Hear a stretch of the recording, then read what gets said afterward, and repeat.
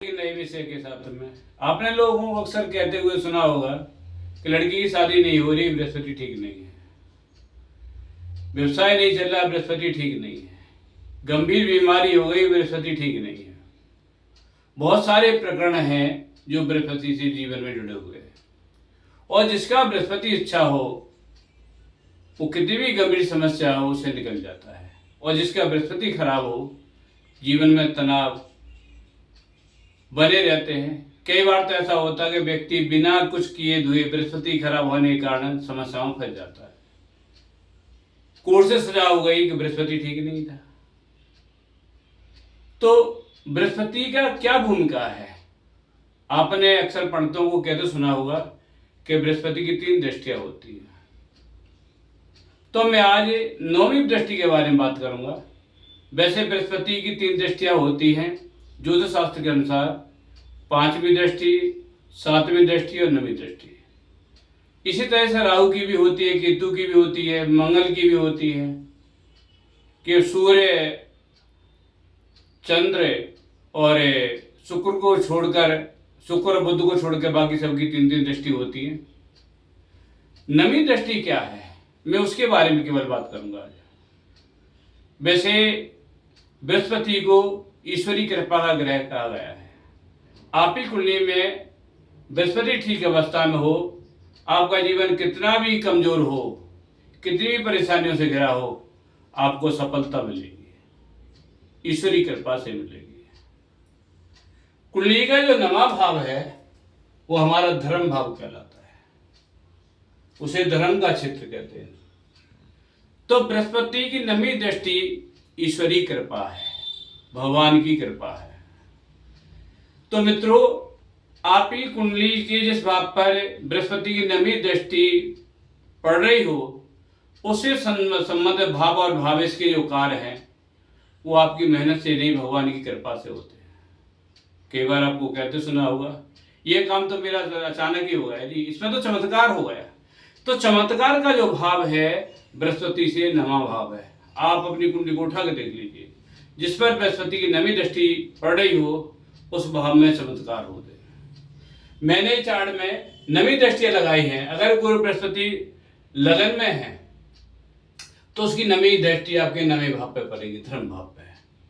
और धर्म भाव पे पड़ने से आपके पिता का बड़ा सम्मानीप्रद जीवन रहा होगा। जीवन में आप धर्म के क्षेत्र में बड़ी रुचि रखोगे, आप धार्मिक व्यक्ति जाने जाओगे और आप पे ईश्वर की असीम कृपा बनी रहेगी।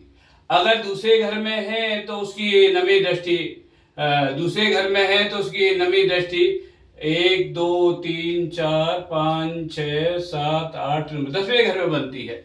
तो आपका व्यवसाय, प्रोफेशन वगैरह अच्छी स्थिति में होगा। आप कर्म के क्षेत्र में बड़े ईमानदार होंगे, और ऐसे जातक अपनी मेहनत के द्वारा जीवन में 4 चांद लगा जाते हैं, उन्हें बहुत उच्च स्तर की सफलता मिलती है। तीसरे घर में है तो बृहस्पति की 7वें घर पर दृष्टि होगी। आपकी पत्नी है, लाइफ पार्टनर है, आपके समझौते हैं, और भावात्मक आपका व्यवसाय है वो अच्छी स्थिति में होगा। आपका जीवन साथी अच्छे बुद्धिमान माना जाएगा, आपकी संतान अच्छी होगी। अगर चौथी दृष्टि की बात हम करें तो चौथी से आपके अष्टम घर पे पड़ती है दृष्टि। चौथे भाव में बृहस्पति है तो 9वीं दृष्टि अष्टम घर पे पड़ती है। अष्टम घर से पड़ने से आपकी मृत्यु तक जो सुख मिलेगा, यानी आपको कोई गंभीर बीमारी नहीं होगी, और आप बड़े अच्छे साधक होंगे।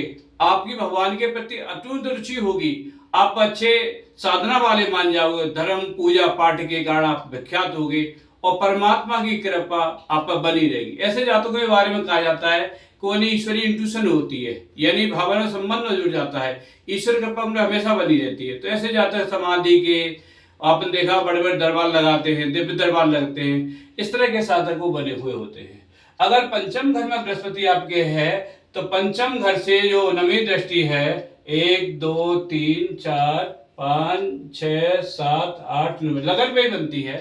तो लगन पे बनने के कारण आप स्वस्थ होगे, आपकी संतान ठीक होगी। दूसरी बात, आप विख्यात व्यक्ति होगे, आपका मान सम्मान होगा, आप धर्म प्रवृत्ति वाले होगे, धनवान होगे, स्वस्थ शरीर वाले होगे। इसी तरह से दृष्टियां हैं अगर छठे घर पे है तो दूसरे आपके वाणी के बड़े सुंदर होंगे, आप धनवान होंगे, धन आप पर अपार होगा, और संस्कारवान होंगे, जिस परिवार में आपका जन्म हुआ होगा वो समृद्धशाली होगा। इसी तरह सप्तम घर पर अगर दृष्टि बनी हुई हो तो आपके बारे में घर पर यानी मोक्ष जिसे कहते हैं, यानी आपके ऊपर कितनी भी कई बार कोर्ट कचहरी के मुकदमा बने हुए होते हैं, उनमें आपको सफलता मिल जाएगी। कैसी भी समस्या हो, आप अगर कोई कभी गंभीर मामले में गिर जाए, कोई मुकदमा आदि दर्ज हो, तो कई बार गंभीर मामले बने होते हैं कोर्ट कचहरी के, उनमें सफलता के आधार बन जाते हैं। और अगर बारे में अगर कोई पाप ग्रह नहीं है तो सफलता निश्चित होती है। अगर इस प्रभाव में कमी हो सकती है, देखो मैं एक बात और बता दूं, जिन भावों पर बृहस्पति दृष्टि डाल रहा है उनमें कोई पाप ग्रह बैठे हुए हैं, बृहस्पति का शत्रु ग्रह है, तो उस भाव के फल में कमी आ जाएगी। सफलता के लिए आपको मेहनत तो करनी पड़ेगी, एफर्ट ज्यादा बढ़ जाएगी, लेकिन सफलता आपको निश्चित मिलेगी। अगर अष्टम घर में बृहस्पति है तो अष्टम घर से जो है 1 2 3 4 5 6 7 8 9 चौथे घर पर दृष्टि बनती है, तो आप धन चौथे घर पर दृष्टि होने से आप पर भवन, वाहन आदि के अधिक सुख होंगे। फिर जिस परिवार में आप जन्मे हो, जहाँ रहते हो, वही धार्मिक संस्थान होगा, वहाँ धर्म की व्यवस्था होगी, आप धार्मिक आवास पर रहते होंगे, मन धार्मिक स्थान के पास आपका आवास होगा, धर्म के लिए आप जाने जाओगे और धर्म में आपका जीवन होगा, धर्म से आपको सुख भी मिलेगा। इसलिए ऐसे जातकों का जो भवन है, आवास है, मन पूरी धर्म स्थान के पास होता है, जैसे घर के पास मंदिर है या कोई और धार्मिक स्थान है। अगर नवे घर में बृहस्पति है तो नवे घर से हम दृष्टि की बात करें तो नवे घर की दृष्टि 7 8 9 पंचम घर पर बनती है नवी दृष्टि। और तो अगर नवे घर में आपके तो धर्म क्षेत्र है, सबसे ज्यादा बल बृहस्पति को नवे घर में, लगन में और पंचम में मिलता है। तो नवे घर में बल अधिक होने से आपकी संतान ठीक होगी, आपके प्रॉब्लम ठीक होंगे। ये नवे घर में बृहस्पति इस बात का प्रमाण है कि आप दुनिया में जब आए हैं समृद्धि के साथ आए हैं, आपके प्रॉब्लम तो ठीक है, पाप कर्म कम है जिनको लेकर आए, आपकी संतान ठीक होगी, नाम करने वाली होगी। कई बार आपने देखा हुआ उदाहरण होते हैं कि चाय बेचने वाला व्यक्ति था, उसके बेटी IAS अधिकारी बन गई या जज बन गई, तो संतान पंचम घर पर शुभ दृष्टि होने से संतान की उन्नति होती है, संतान का विकास होता है। अगर 10वें घर पे है तो सप्तम घर पे है, 10वें घर पे है 7 8 9 अष्टम घर पर दृष्टि बनती है, और अष्टम घर दृष्टि बनने से आपके शत्रु बहुत कम होंगे, और शत्रु कम हो जाने से 10वें घर की बात कर रहे थे ना, शत्रु कम हो जाने से आपका जीवन प्रतिष्ठित होगा और आप बड़े पॉपुलर होंगे, समाज में आपकी प्रतिष्ठा होगी, आपको चाहने वाले बहुत लोग होंगे। तो इस तरह से बृहस्पति का व्यवहार होगा।